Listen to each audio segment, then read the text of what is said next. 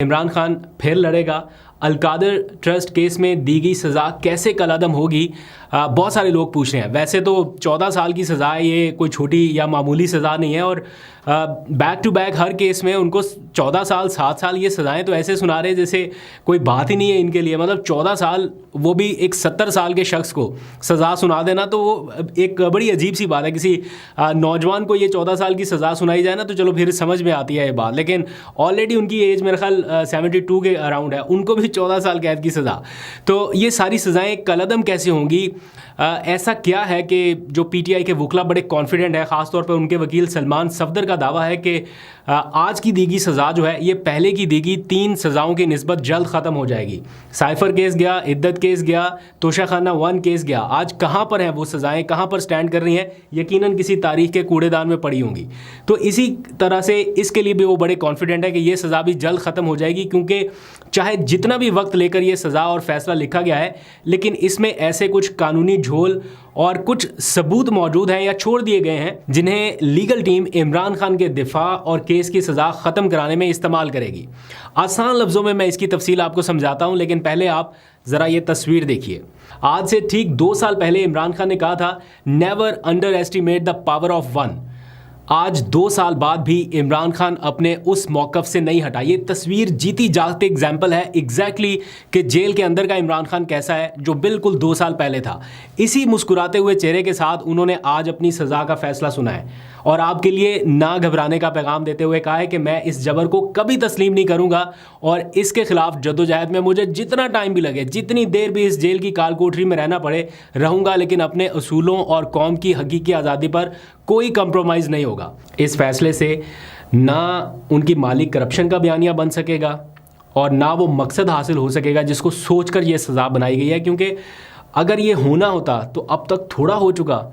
इमरान खान को अब कोई स्टिग्मा नहीं लग सकता जब तक वो जेल में है। जेल से बाहर आके किसी नई चीज़ के बारे में मैं नहीं कह सकता, लेकिन जब तक इमरान खान जेल में है अब उनके ऊपर कोई स्टिग्मा नहीं लग सकता। अगर ये केस ठीक भी है, एक लम्हे के लिए मान लिया जाए, तो शायद ये तब ठीक होता जब पहले 3 सज़ाएं गलत ना सुनाई होती। जब पहले साबित शुदा चीज़ है कि 3 सज़ाएं गलत सुनाई हैं, तो अब ये चौथी कैसे ठीक लोग मान सकते हैं? कैसे लोग मानेंगे कि आपने पहले 3 गलत सुनाई हैं? जब आपने निकाह का, इद्दत का केस में सज़ा सुना दी ना, उसके बाद आप बेशक कुछ भी ले आए, लोग अब नहीं मानने वाले। लेकिन ख़बर यह है कि इमरान खान की लीगल टीम को इस सज़ा का ना सिर्फ अंदाज़ा था, बल्कि उन्होंने सज़ा का ऐलान होते ही अपील की तैयारी पर भी काम शुरू कर दिया था। पेपर्स भी अब सामने आना शुरू हो गए हैं, जिसके यूँ समझ लीजिए कि सिर्फ वकालतनामों पर अब दस्तखत बाकी हैं, बाकी सारा काम मुकम्मल है। और इस्लामाबाद हाई कोर्ट में इसको चैलेंज कर दिया जाएगा आइंदा 2 से 3 दिनों के अंदर अंदर। एक चीज़ अगर आपने नोटिस की हो, बड़ी इंपॉर्टेंट है, फैसला सुनाने की टाइमिंग। ये इसलिए अहम है क्योंकि आज ही के दिन हाई कोर्ट में मज़ीद 2 जजेस की तैनाती की मंजूरी दी गई है। यानी एक तरफ अडयाला जेल से फैसला आया इमरान खान को सज़ा सुनाने का, और उसको चैलेंज कहाँ पे होना है? इस्लामाबाद हाई कोर्ट में। लेकिन आज ही के दिन जुडिशल कमीशन का इजलास हुआ और इस्लामाबाद हाई कोर्ट में 2 नए जजेस को तैनात करने की मंजूरी दी गई।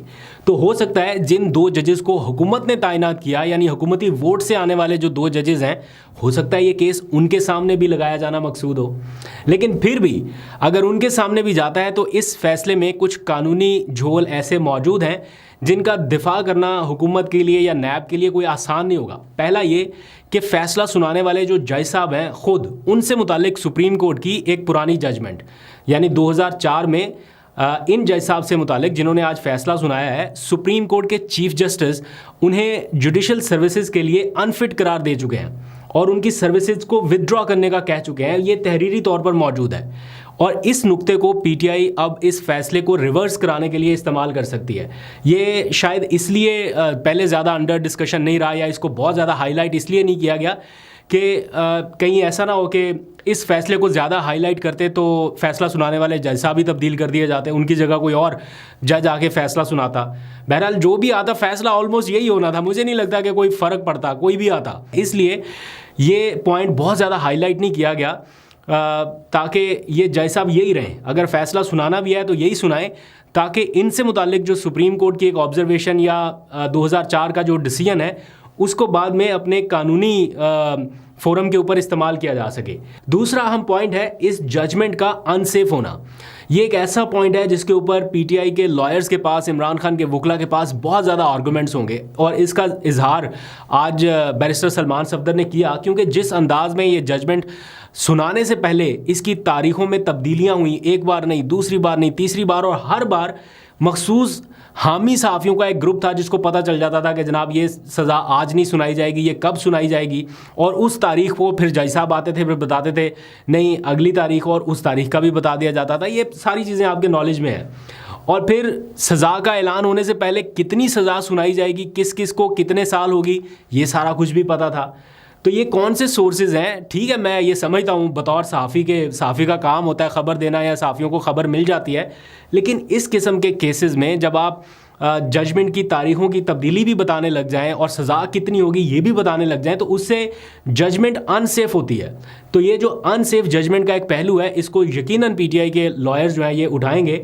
और आज सलमान सफदर ने बताया है कि आइंदा 72 घंटों के अंदर अंदर वो हाई कोर्ट में चैलेंज कर देंगे इसको, और इस अनसेफ जजमेंट के पॉइंट को दरख्वास्त का हिस्सा भी बनाया जाएगा, सिर्फ आर्गूमेंट का नहीं, पूरी दरख्वास्त जो है उसमें भी इसको लिखा जाएगा। दूसरी जानिब जो हुकूमती कैंप है वो बड़ा ही कोई पुरअज़्म दिखाई दे रहा है, बड़ा खुश दिखाई दे रहा है, बड़ा वहाँ पर मतलब एक खुशी का माहौल है। क्यों? इमरान खान को सज़ा होगी इसलिए। साथ ही हुकूमती कैंप इसलिए भी पुरअज़्म है क्योंकि इस बार उन्हें लगता है कि इमरान खान को हाई कोर्ट से भी टफ टाइम मिलेगा, उनको वहाँ से रिलीफ मिलना मुश्किल हो जाएगा, क्योंकि 2 नए जज साहब भी तो आ रहे हैं ना। फैसला आते ही तो 2 जज साहब ऐड हो गए, तो अब बहुत जल्द आप उनको हाई कोर्ट में देखेंगे। अगर तो ये केस डायरेक्ट उन 2 जज साहबान के पास या उन 2 में से किसी एक के पास भी चला गया, तो दैट मीन्स कि फिर हुकूमती कैंप में ये जो कुछ भी है, खुशी है या जो उनका ओवर कॉन्फिडेंट होना, वो समझ में आता है कि ये क्यों ये सारा कुछ हो रहा था।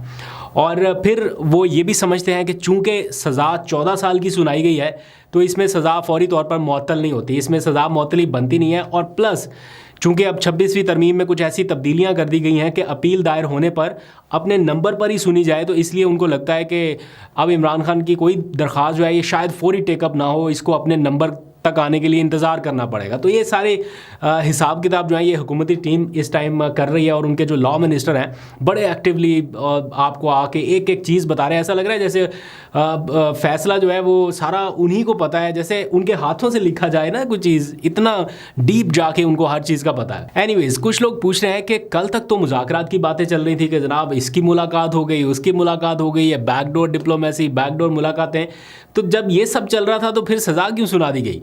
तो आज की सज़ा ने एक चीज़ तो साबित कर दी है कि इमरान खान डील के लिए नहीं माना। कुछ भी कह लें, लेकिन इस चीज़ का क्रेडिट आपको देना पड़ेगा कि इमरान खान नहीं मान रहा डील के लिए।